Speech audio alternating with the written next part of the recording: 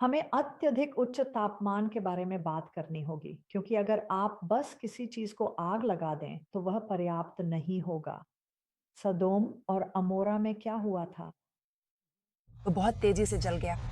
जब आप लकड़ी का एक टुकड़ा जलाते हैं तो उसकी राख फैल जाती है। ये इतनी तेजी से जला था, ये अपनी जगह पर ही जल गया, इससे पहले कि उसे फैलने का समय मिले। खैर, इसके लिए एक शब्द है और उसे थर्मल एनर्जी कहते हैं। आयनीकरण। और यह कई अलग-अलग प्रक्रियाओं पर लागू हो सकता है, लेकिन इस मामले में इसमें अत्यधिक गर्मी की आवश्यकता होती है। लगभग एक परमाणु प्रतिक्रिया की तरह, लेकिन यह परमाणु नहीं है। यह एक ऐसी प्रतिक्रिया है जो वास्तव में आयनों और ऐसी चीजों को इधर-उधर कर देती है।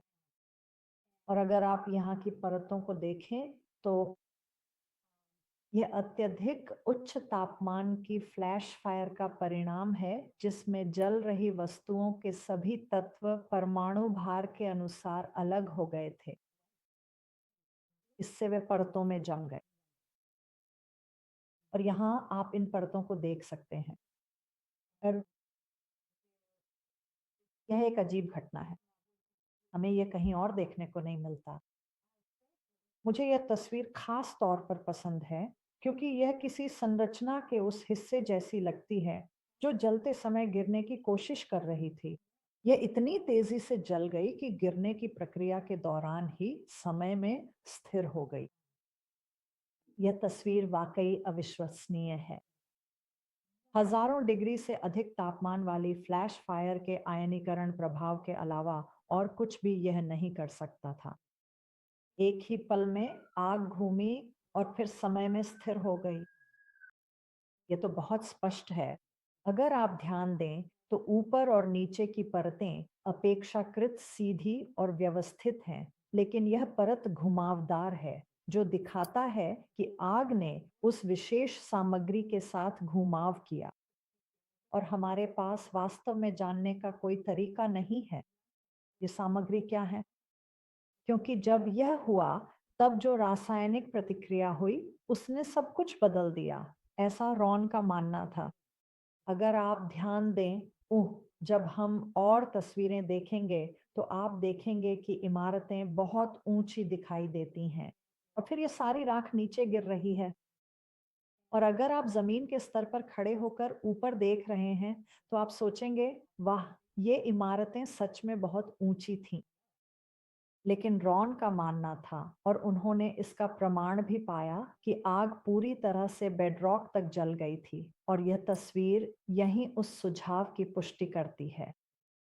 आप शहर की परतों को उसके नीचे की चट्टानों के साथ देख सकते हैं, और जो आप बहुत स्पष्ट रूप से नहीं देख सकते, लेकिन जो हम वहां होने पर देख सकते हैं वह यह है कि यह पूरी तरह बेडरॉक तक गया है। अब ये राग का पहला हिस्सा है जिसे रॉन ने मुझे 1988 में दिखाया था और मुझे लगता है कि यही वह है। ये सड़क के बहुत पास है और इसने सच में उसका ध्यान खींचा था।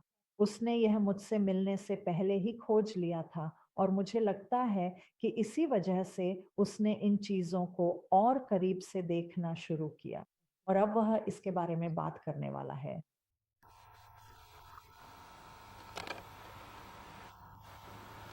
जैसा कि आप देख सकते हैं, हवा ने इसे घुमा दिया है और इसे जमा दिया है। भारी गर्मी थी। अब्राहम ने कहा, क्या उत्पत्ति की पुस्तक के लेखक ने कहा, घाटी का खनन और गहरा और भट्टी के धुएं की तरह ऊपर उठता है। और यहाँ आप देख सकते हैं कि गर्म हवा के भंवरों ने सदोम नगर के अवशेषों को घुमा दिया अंदर इन भंवरों में। और आप देख सकते हैं कि पत्थर कहाँ जल गया था, लकड़ी में। और लोग और जानवर पीछे कुछ भी नहीं छोड़ गए जो कहानी सुना सके, सिर्फ सिवाय राख के। और एक बार फिर मित्रों, यदि हम चाहें तो हम धर्मी के पैरों के नीचे उसकी राख बन सकते हैं। ठीक वैसे ही जैसे हम आज यहाँ अपने सामने देख रहे हैं, यह हमारा चुनाव है। ईश्वर ने हमारे सामने जीवन और मृत्यु रखी है, और आप किसे चुनेंगे?